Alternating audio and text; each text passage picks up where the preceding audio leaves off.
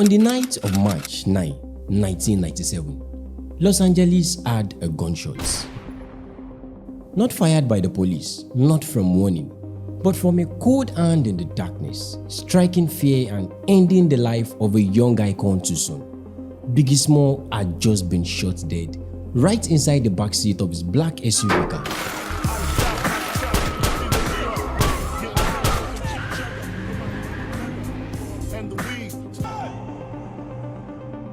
Los Angeles went quiet and there was tension in the air. Because few minutes before that incident, he was laughing, joking and enjoying the night. Little did he know that he had less than 30 minutes to live. And within a split second, the big boy from Brooklyn is dead. The talented Christopher Wallace, a voice of the streets, a poet of struggle, and success was gone. Hi, I'm Serena Altschul with an MTV News Brief. The Los Angeles Police Department continues to investigate the murder of the Notorious B.I.G, who died in a drive-by shooting early Sunday morning in Los Angeles. It was the most shocking incident at the time because barely 6 months before that night, another young icon was killed the same way, Tupac Shakur. Now, this documentary you are about to hear is the most detailed story about the tragical death of Biggie Smalls and Tupac. How 2 young icons were killed in the space of 6 months. Now sit back and relax. This is Fame and Fallout. Now let's take it back to where it all began.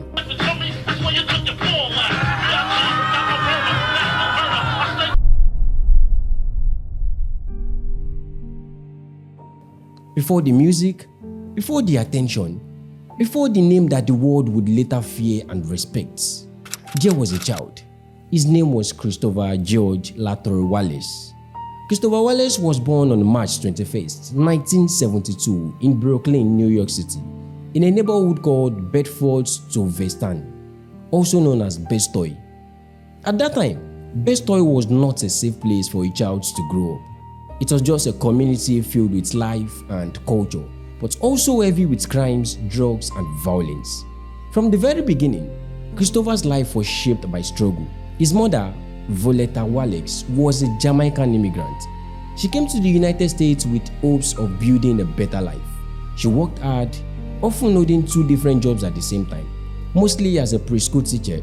She believed strongly in discipline, education, and respect. In fact, she always wanted her son to escape the streets that surrounded them. Well, Christopher's father, Selwyn George Lathrop, was also Jamaican, but unlike his mother, Violetta, he was not present for long. He was more like an absent dad. So, when Christopher was still very young, his father left the family. He was no longer involved in raising him. And you see, this absence mattered a lot, because growing up without a father figure left Christopher with questions he could not answer. He rarely spoke about it openly, but many people close to him later said the lack of a stable male presence affected his confidence, his trust, and his view of the world. So, it was just Christopher and his mother. Violetta did everything she could. She kept the house strict. She demanded good behavior. She pushed her son towards school and always away from the streets. But no matter how strong she was inside the house, the outside world was louder. You see, that city called Bed-Stuy in the 1970s and 1980s was rough. Gunshots were common sounds. Drug deals happened openly. Young men disappeared early to jail, either through violence or addiction. Christopher saw this thing daily. As a child, he was known to be quiet, thoughtful, and observant. He did not speak much, but he watched everything. He noticed how people moved. He noticed the fear, the respect, the power, and the survival. You see, these observations would later become a part of how he understood life. In school, he was actually very intelligent. He attended Queens of All Saints Middle School, which was a Catholic school in Brooklyn. He graduated with good grades. His teacher noticed he had a strong reading and language skills. He understood words deeply and remembered things easily. Because of his academic ability, Christopher earned a scholarship to attend a private high school. This was rare for a boy from his neighborhood. It showed that early on, he had potentials far beyond the streets. He later enrolled at Bishop Longlin Memorial High School, one of the oldest and most respected Catholic high school in Brooklyn. At this stage of his life, things would have gone very differently. But the environment around him continued to pull at him. As he grew older, the street began to influence him more than the classroom. He was surrounded by older boys who had money, respect, and power, even if it came from illegal activities. But for a young boy searching for identity, this was tempting. Christopher began skipping classes. His interest in school faded, and his curiosity about street life grew even more ardent. Eventually, he dropped out of Bishop Long Lane School. This was a painful moment for his mother. She had sacrificed so much to give him opportunity, so seeing him walking away from education felt like a failure to her. But Christopher felt disconnected from school and increasingly connected to survival. After leaving school, he spent more time outside, on the street of Brooklyn. This was when he became more deeply involved in street activities, including drug and dealing. At first, it was small, then it became more serious. He later admitted that he sold drugs not because he loved it. That's what the real was. That's what I did. You know what I'm saying? If I had a McDonald's job, most of the songs would have been about Big Macs and fries and, stuff like that. I hustled. That's what my game was. So that's what I was rapping about. As a teenager, he began listening closely to hip-hop, not just casually, but seriously. He admired how rappers use words to explain pain, power, and survival. And that was how he began to write his own rhymes privately, not for attention, but as a way to process what he was going through. At this point, music was not a career, it was a therapy. Christopher also faced legal troubles during this period because his involvement in street life led to arrest and short jail stay. This moment frightened his mother deeply. She feared losing her son to prison or violence like so many others in their neighborhood. It was so risky. This is where his story truly began. Not with applause, not with money, but with struggles. Check it out. Let's talk about his life before the fame. Before the world knew the name Biggie Smalls, before Notorious B.I.G, before the crown, before the fear, before the legacy, who everyone knew was Christopher Wallace, a young boy growing up in Brooklyn, surrounded by noise, pressure, and survival. And long before music became part, it became presence. Christopher was not born into music fame. Around 1972, when he was 5 to 6 years old, music was already part of his environment. His mother played music in the house while she worked, cooked, or rested after long days. Much of this music came from a Jamaican root, which was reggae soul and old rhythm-heavy records. These records were slow, they were deep, there were stories. You see, this mattered a lot. Even as a child, Christopher learned that music could carry meaning, not just sound. He didn't dance much, he didn't sing loud. He listened, he absorbed, and he remembered. At this age, he was already quiet, already observant. Music became something he felt, not something he performed. By the early 1980s, Christopher was around 8 to 10 years old and hip-hop was growing across New York City. It wasn't polished yet, it wasn't mainstream. It lived in parks, stairwells, and corners. Booming boxes blasted sounds, teenagers rapped for fun, crowd formed and disappeared. Christopher saw this every day. This was not music from inside house anymore. This was the street music. It talked about pride, toughness, and hunger with survival. Check it out. By 1986, Christopher was about 14 years old.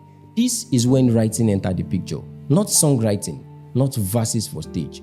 Just writing rhymes, sometimes thoughts, sometimes long sentences that sounded like rap without being called rap. He kept this private. There were no audience, no confidence in it. Writing was something he did to release pressure. At the same time, school was becoming difficult. He felt disconnected. The structure of classrooms didn't match the chaos outside. His attention drifted, but his mind stayed active and music stayed close. By 1988, Christopher was 16 years old. This is when he began to freestyle with his friends, not publicly, not competitively, just with his friend. They would stand outside around the corner, playing beats from radios, tap rhythm on the table, and take turns by speaking. He surprised people everywhere, not because he was loud, but because he was clear. He could tell long stories without stumbling. He could describe scenes vividly. He spoke slowly, confidently, and deliberately, so people listened a lot. No one said he was a star, but they respected his word. This was important because confidence didn't come from praise, it came from being heard. By 1990, Christopher Wallace was no longer a child. He was a young man living in Brooklyn, moving between street and music. Now it was around this time he began to take rap more seriously, even though he was still unknown and unsigned. And that was when he got the name Biggie Smalls. You see, the name came from a 1975 movie called Let's Do It Again. It had great actors like Bill Cosby and Sidney Poitier. In that movie, there was a gangster character named Biggie Smalls. So, Christopher liked the name because it sounded strong, memorable, and intimidating. And for the fact that it was a gangster name, the one that portrayed ruggedity and also fits his own personality. So Christopher became Biggie Smalls. By his late teenage years, he was physically big, he was tall, and he had deep voice. In fact, he was 2 times bigger than the boys of his age. People already noticed him whenever he entered the room. So the name Biggie matched his size and presence naturally. At the same time, the word Smalls added balance. It gave the name a street-style irony, big in body, but coming from a small beginning. Even though he was dealing with pressure, fear, and survival, Biggie Smalls was still the voice that could speak freely, boldly, and without apology. At first, he used the name only in small circles like freestyles, local recording, and street section. There was no fame attached to it at the time, no recognition, just a name carried by confidence. But later on, he would shorten it to the Notorious B.I.G. But that came after the legal issue with the original owner of the name. And after that, his career began to grow. Check it out. In 1991, at 19 years old, Biggie recorded his first demo with a local group called The Techniques. This was not a breakthrough. This was not success, but it was a milestone. One of his friends had convinced him to record his first rap, though it was not a professional studio. There was no big equipment, no producers, and no record label. It was small, low-budget setup, just enough to capture his voice. Biggie didn't take it too seriously. To him, it was just another moment with friends. But once the record started, something changed. Biggie rapped about what he knew about the streets: money, fear, hunger, and pressure. His words were clear and vivid. He wasn't trying to sound like anyone else. He spoke slowly, confidently, and with control. It felt like he was telling a story, not just rhyming words. That record was copied into cassette tapes, so friends passed it around Brooklyn. DJs played it quietly at small gatherings, and people kept asking the same question: who is this guy? Who is this big rapper with crazy flows? Unfortunately for him, one of those tapes eventually reached a local DJ who saw potentials in him. The DJ helped push Biggie's name into underground circle. Slowly, his voice moved beyond his block. The most important moment came when a copy of that record reached the Soul magazine, which was the most respected hip-hop magazine at the time. In March 1992, the Soul magazine finally featured him in their project called Unsigned Hyped Column. That single moment changed everything. It was the first time Biggie Smalls existed outside Brooklyn. Because far before 1991, Biggie was still unknown, still struggling. But that first recording proved one thing: his voice was too powerful to stay hidden inside the street. Around this time, Biggie became more serious about freestyling competitively. He wasn't battling for trophies, he was battling for respect. He would show up at parks, house parties, and small clubs. No mic sometimes, just his voice. He rarely shouted, he didn't rush his words. He rapped slowly, like it was confidence he had that time. Baby, straight up, honey, really, I'm asking. Most of these niggas think. People noticed something different about him. When most rappers tried to sound aggressive, Biggie sounded comfortable. Most rappers tried to impress, Biggie tried to paint pictures. This made him stand out. Still, there were no contracts, no protections, no guidance, just hype without structure. And hype without structure is dangerous because it can attract the wrong kind of attention. During this period, Biggie also began to feel the weight of expectation. People assumed he was already on, like they assumed he was making money from rap, when in reality he was not. He was still hustling, still moving carefully, still watching police cars, and still living recklessly. Well, in 1992, he got into a big trouble. Check it out. In 1992, Biggie got into a serious trouble. He got involved in illegal street activities, which actually caught up with him. He was arrested on drug-related charges. This was the turning point. He was no longer just a talented rapper. He was now facing the possibility of losing his future completely. He spent 9 months in jail, 9 solid months behind bars. You see, this moment is often rushed in so many of his stories, but it is crucial to explain in details. So, sit back, relax, and follow up with me. Jail slowed down Biggie's life. It forced him to think. He had time, too much time. Time to reflect, time to read books. He wrote rhymes in his head. He replayed his life decision over and over again. While inside that cell, Biggie realized something painful. Talent alone would not save him. He needed more of it. When he came out of jail in late 1992, the world had already moved on.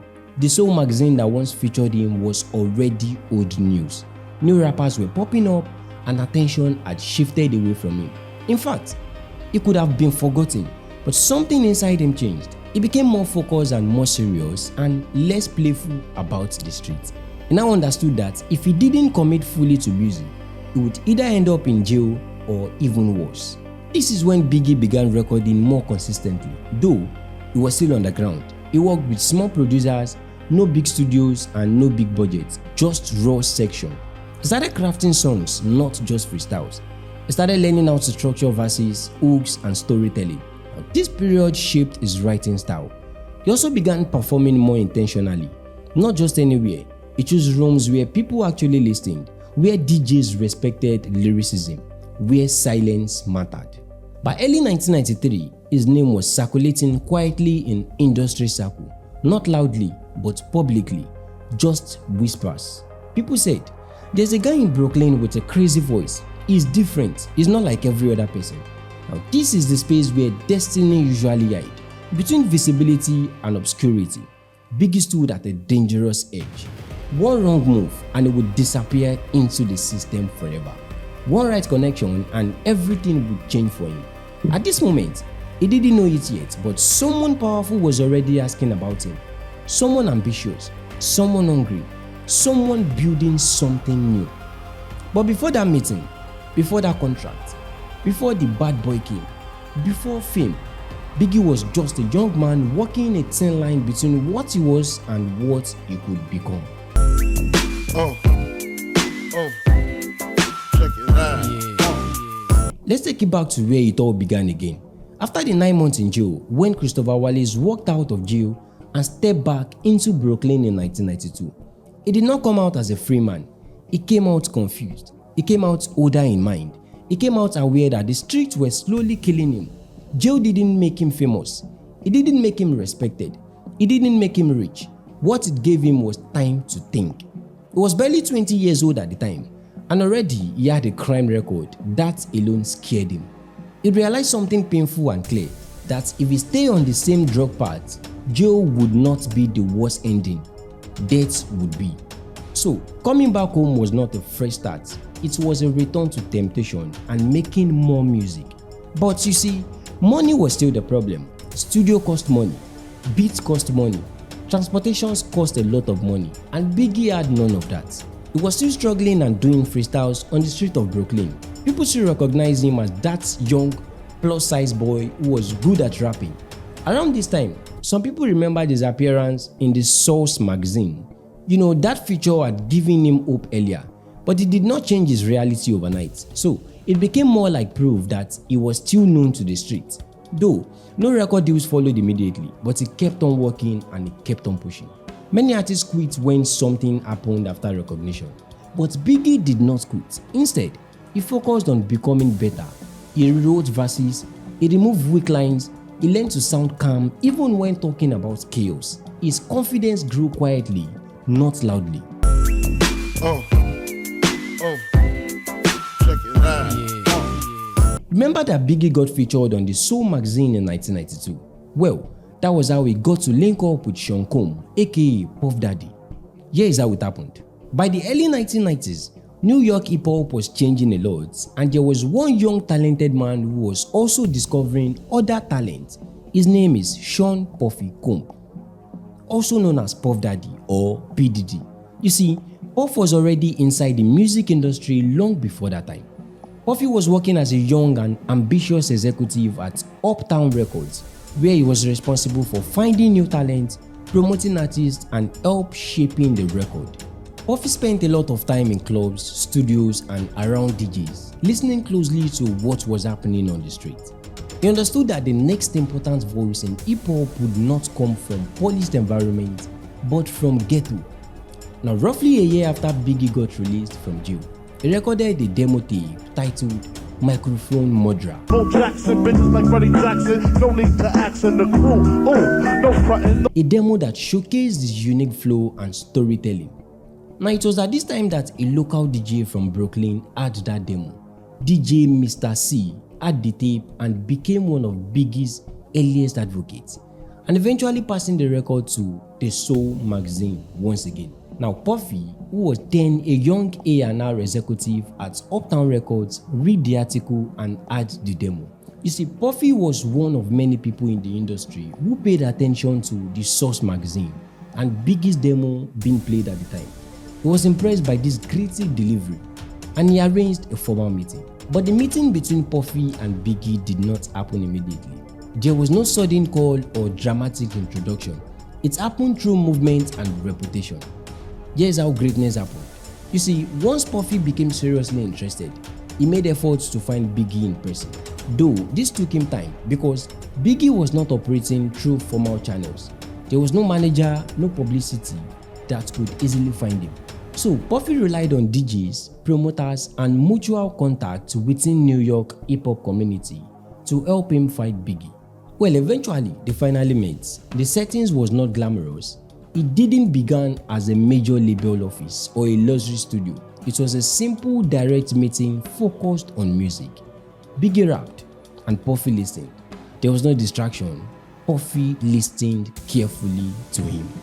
At that point, what was important to understand is that Puffy did not see Biggie as a finished product.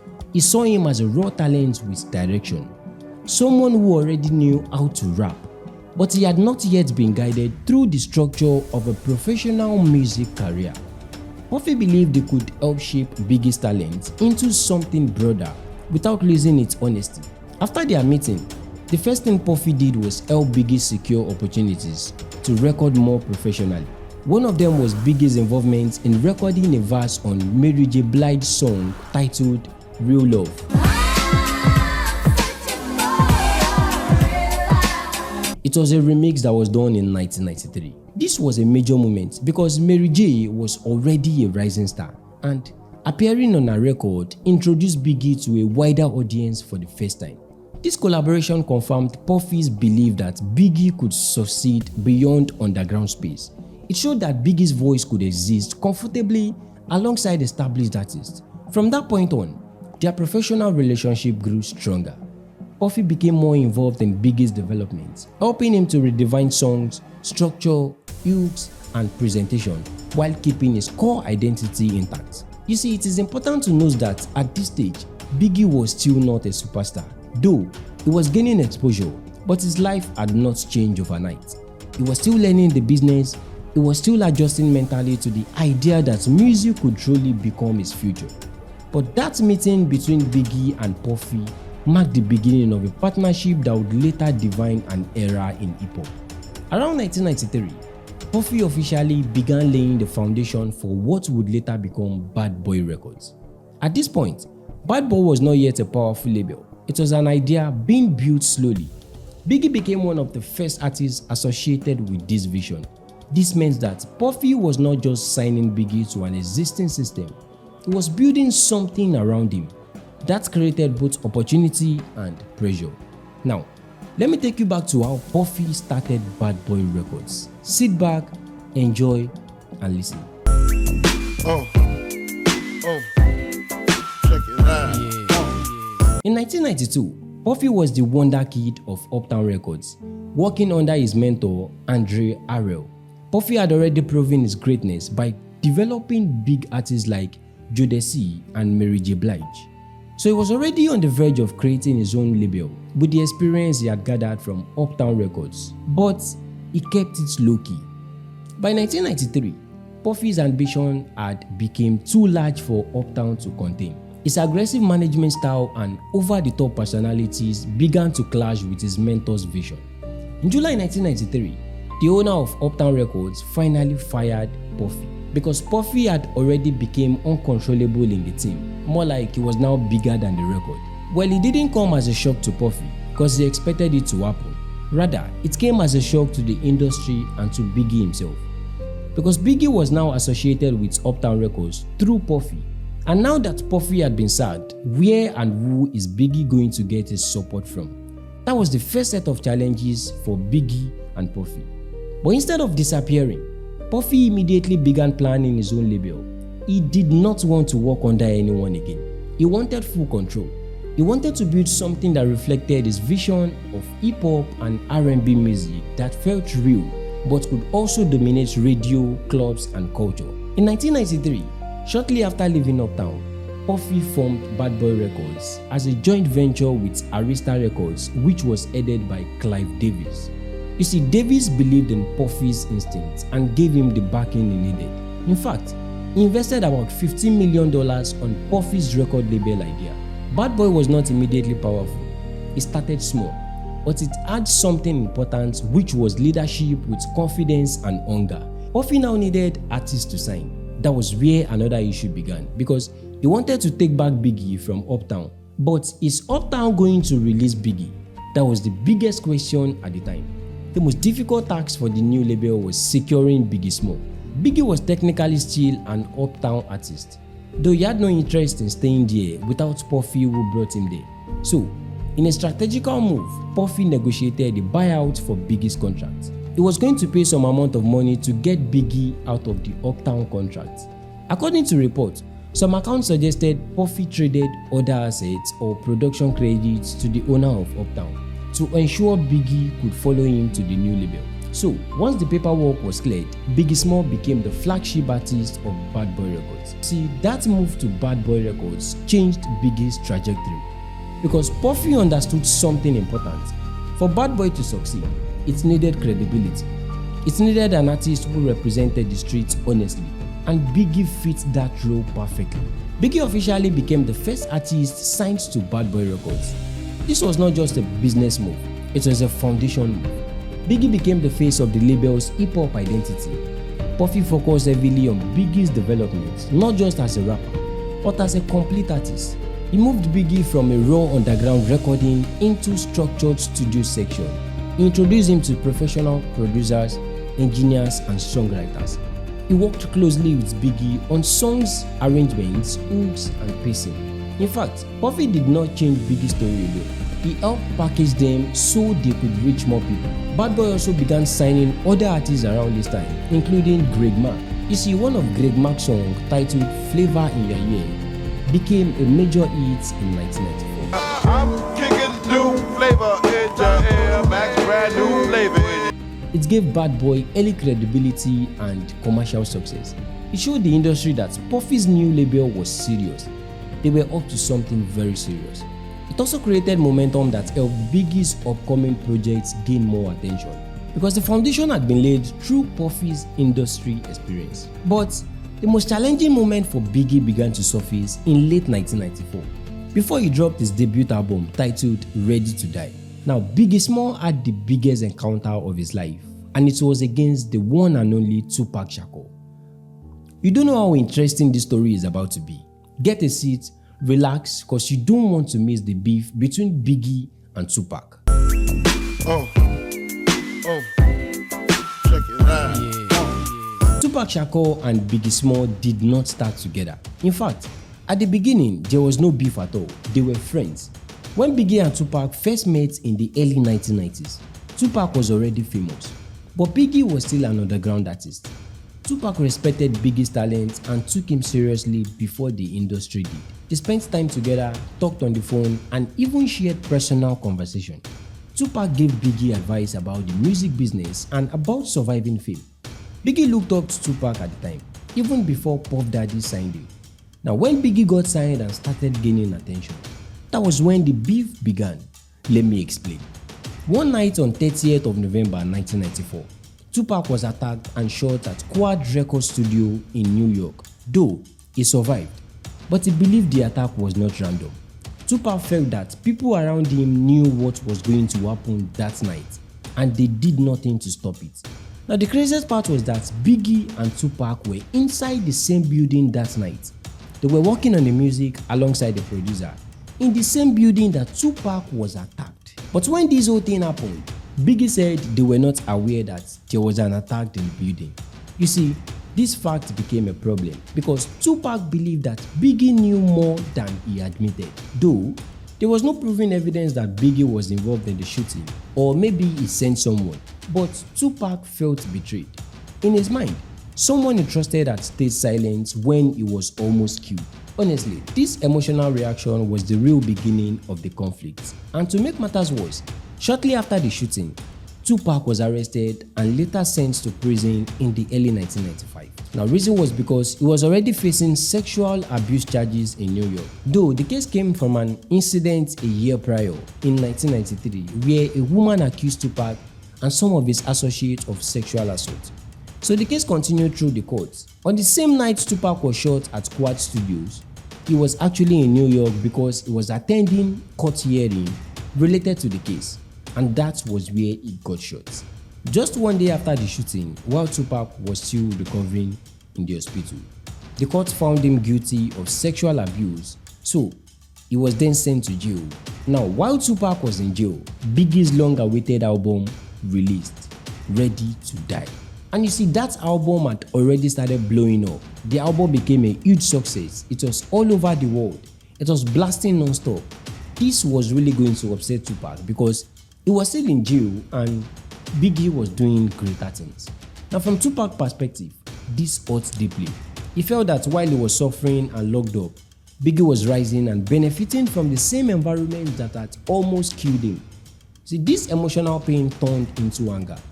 Tupac began to see the situation not just as a personal betrayal, but as a symbol of something bigger. So he started to frame it as a East Coast versus West Coast. You know, Biggie was from the East while Tupac was repping the West. That beef was bigger than what everybody thought of. Even Biggie did not know how big that beef was until Tupac got out of jail in 1995. Check it out. When Ready to Die was released on September 13, 1994, it did not explode overnight, it grew gradually. People listened closely. They had pain, intelligence, and reality. One among the track titled Juicy became important because it told the story of struggle turning into hope. It was all a dream. I used to read Word Up magazine, Salt and Pepper and Heavy D. Another one was Big Poppa, a track that showed confidence and calm control. I got more Mac than Craig and in the bed. Believe me, sweetie, I got enough to feed the need. Well, songs like Everyday Struggle also revealed exhaustion and depression. Biggie did not glamorize the streets, he showed their weight. And as the album gained momentum, Biggie's name grew larger in New York. Radio stations began to play his music regularly, critics praised his storytelling, and by 1994, he was already being called the future of East Coast rap. At the same time, something dark was forming beneath the success. Ready to Die was still rising. Biggie's career was also moving upward, but Tupac's life was collapsing. He was in jail, facing the hardest time of his life. To be honest, it now began to look like Biggie was using Tupac's absence to gain more fans. Tupac was mad upset. From behind bars, he watched Biggie's album grow into a major success. He watched Bad Boy Records gain power. He felt replaced, betrayed, and angered. To him, it felt like Biggie had benefited from his pain. Meanwhile, during this same period, Biggie was said to be uncomfortable. In fact, he didn't grant any interview, maybe out of respect for Tupac. But there was one song that was released among the album titled Who Shoot Ya? Who shot ya? Separate the weak from the ops. Leap hard to creep them. You see, this song made the whole situation grow even worse. Even though the song had been recorded before Tupac was shot, but it was released during this tense period, felt like a mockery to Tupac. Biggie denied it was about him, but emotions were already too raw. By early 1995, Ready to Die was firmly successful. It climbed charts, dominated radios, and eventually went multi-platinum. Biggie was now a superstar, but the fame came with fear. He was being threatened. With the absence of Tupac, they said if Tupac come out, Biggie would die. You see, Biggie actually knew those words had consequences. That's how real it is. I think somebody's trying to kill me. I'll be waking up paranoid. I'll be really scared. To make matters worse, media outlets pushed the East Coast versus West Coast narrative, turning personal pain into public drama. So Biggie felt trapped between success and violence. Check it out. On 12th of October 1995, Tupac was released roughly 13 months after the sentence. You see, when Tupac walked out of prison, the world outside was not the same. He had spent over a year behind bars, a period that changed him, hardened him, and sharpened the anger that already burned in his soul. Biggie Smalls' album Ready to Die had exploded just over a year earlier, making him a superstar on the East Coast. The street had already started whispering comparison, and Tupac knew his absence had left a gap he had to reclaim. From that moment Tupac stepped out, he made it clear he wasn't going to be just another rapper returning from prison. He was going to be a man with a purpose and a score to settle. The first thing that changed was his energy. That young, confident, ambitious Tupac that fans had known now became fiery and relentless. You see, Suge Knight was the one who bailed Tupac out of prison. Suge Knight saw in Tupac a superstar who could sell millions of records overnight and dominate the West Coast rap scene. But Tupac didn't just want fame. He wanted power, he wanted influence, and he wanted to be untouchable. And that's exactly what Death Row provided for him. Tupac was pulled into a world even more dangerous than the one he had left behind.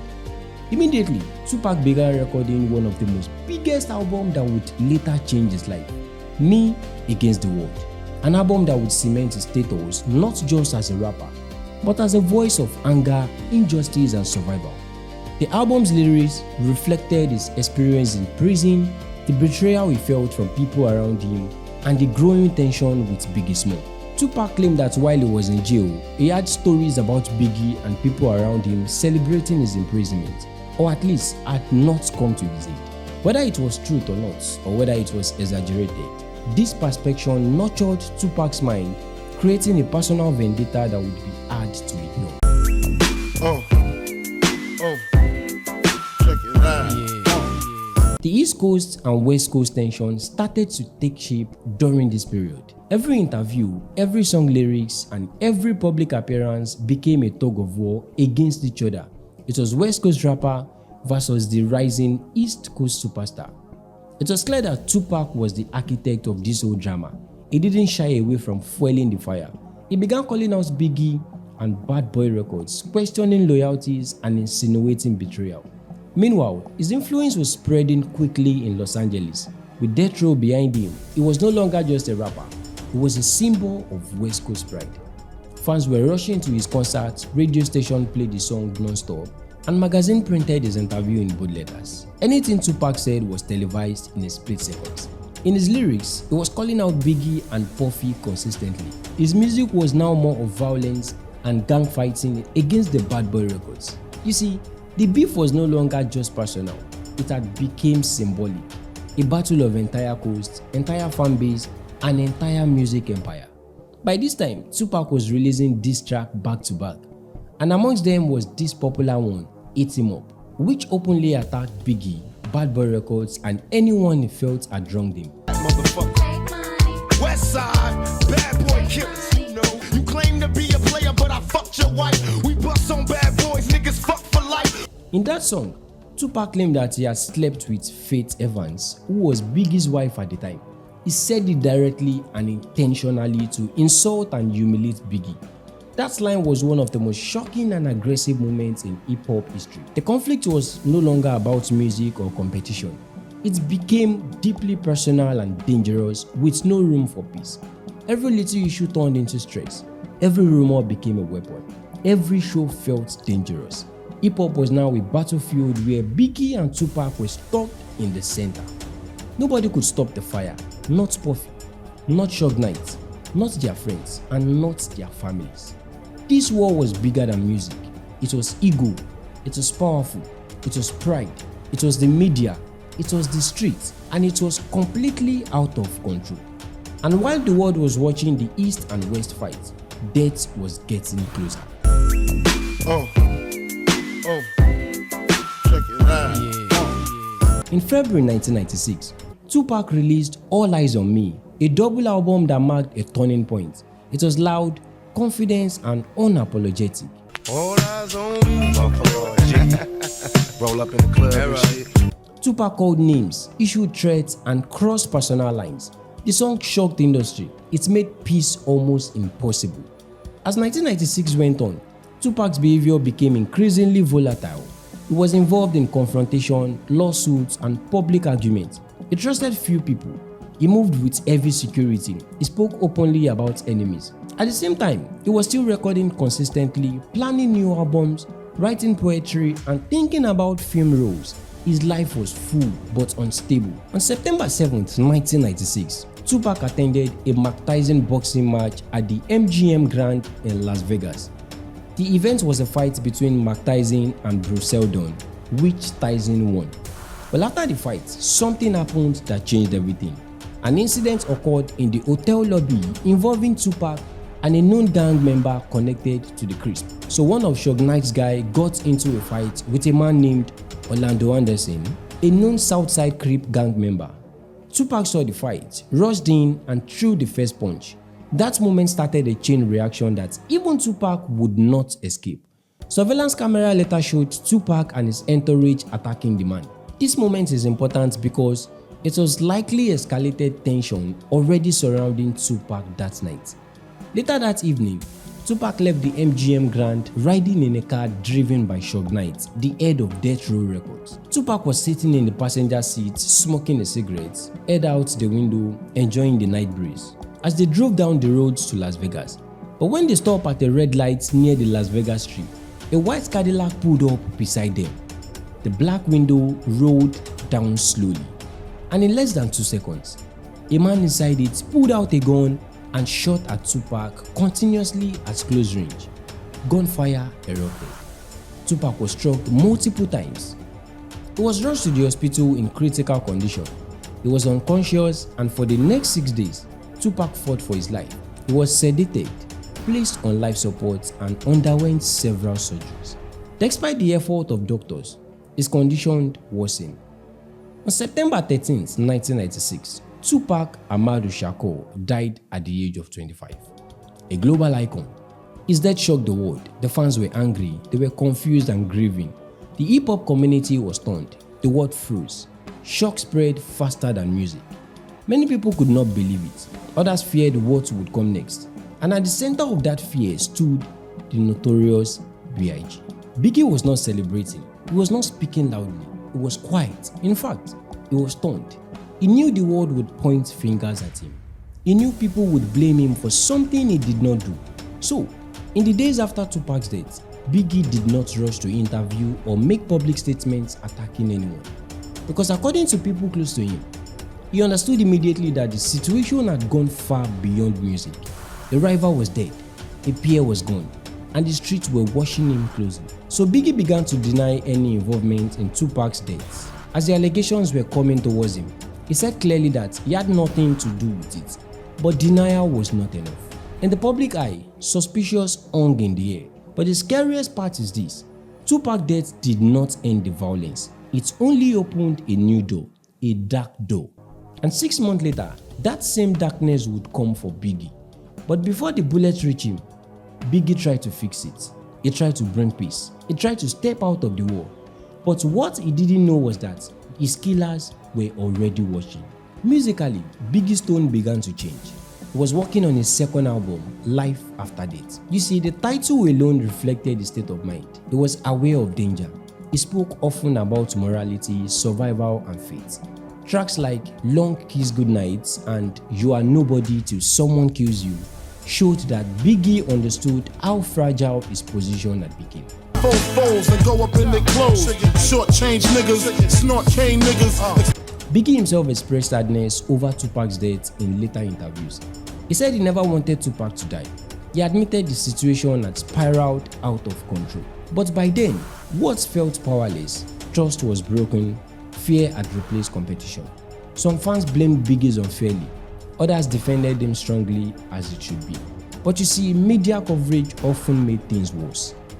Replaying old diss tracks, interviews, and moments that fueled anger instead of healing. The East Coast and West Coast rivalry grew darker, even after Tupac was gone. Check it out. Biggie was in his final stage of completing his second album, Life After Death. But Puffy wanted Biggie to go on a promotional tour in Los Angeles so as to promote the album. Yes, Los Angeles, the home of Death Row, the city that raised Tupac, the place where Tupac was loved the most. Biggie was going there to promote his album. You see, Puffy was the one who pushed it because Biggie didn't want to go. He said it himself. But Puffy believed everything would be fine. He wanted the West Coast to hear Biggie's music, so Biggie agreed to go on the tour.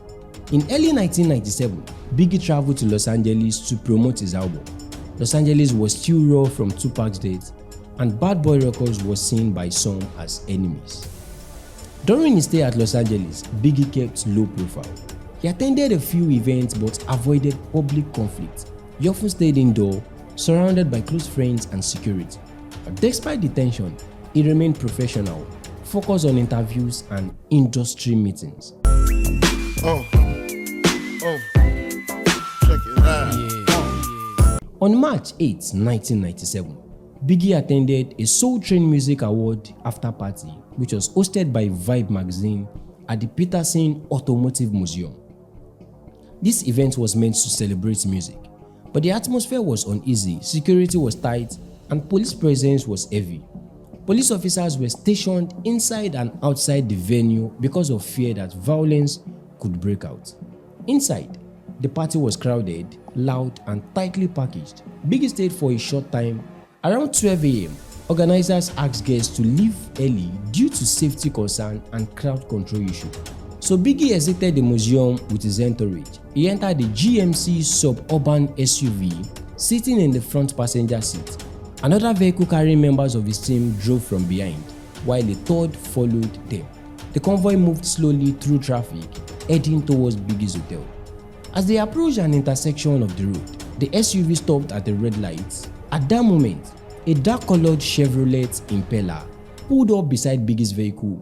Without warning, the man rolled down his window and opened fire. Multiple shots were fired into the passenger side of SUV, where Biggie was seated. The attack happened quickly.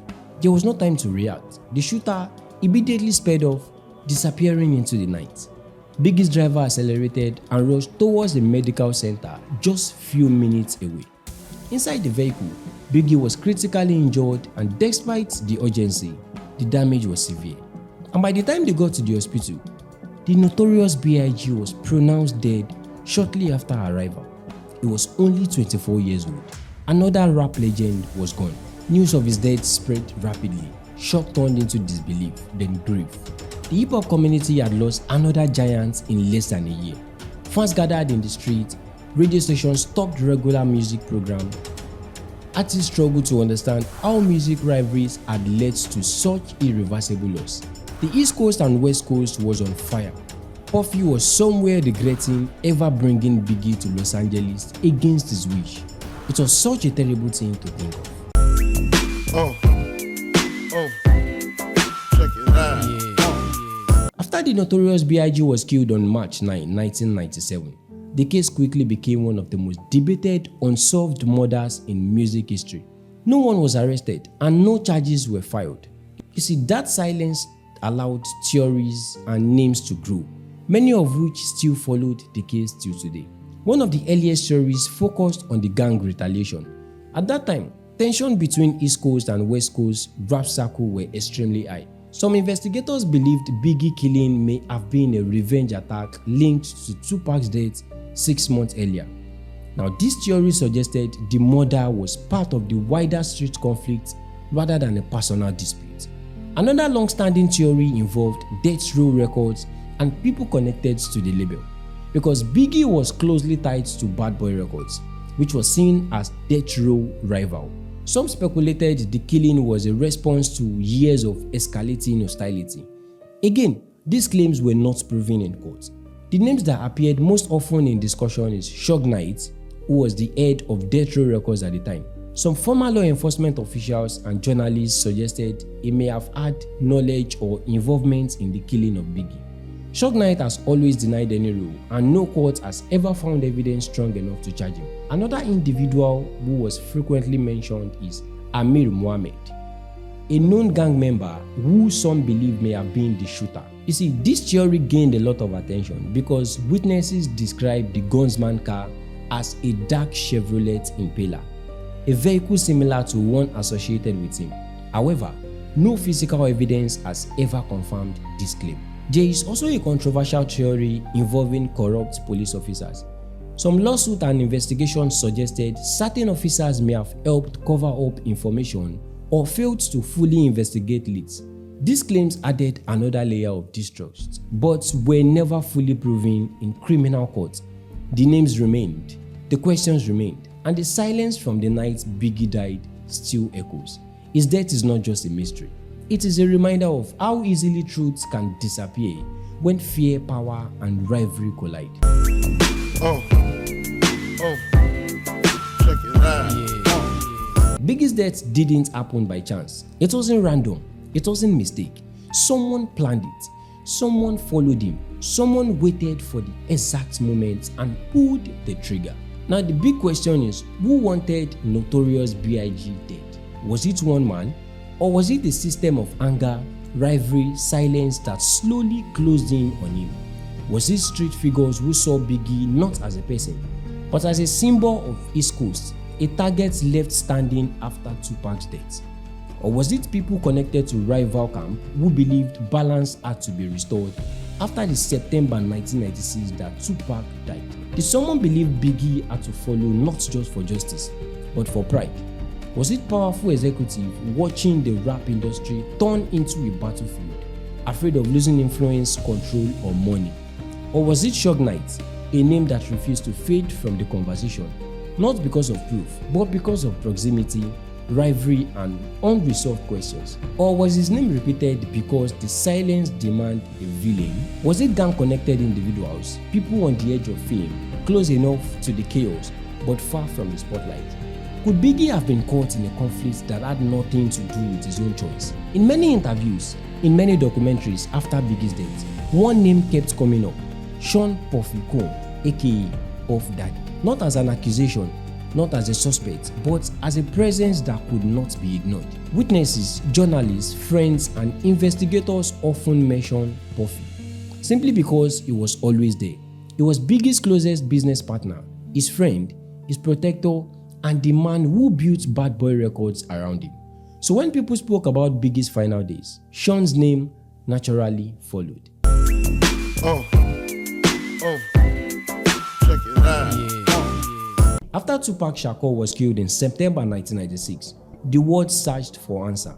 Very quickly, names began to surface, not proven killers, but figures people believed were connected to the tension surrounding his death. But then, 6 months later, the Notorious B.I.G was also killed in Los Angeles. That changed everything. It's the theory that created tension, the theory that creates arguments, the theory that connected Tupac and Biggie's deaths to the East Coast versus West Coast war. Some people claim Biggie was killed because of the rivalry. Some people claim people on the West Coast wanted him gone, same thing as Tupac. Some people claim there were secret deals and hidden motives. One of the most controversial allegations came years later from a man named Keffi D, who claimed Bad Boy once offered him money to target Tupac and Suge Knight. Let's say this clearly, this has never been proven. No police reports confirmed it, no court case confirmed it, and Bad Boy leaders have always denied it.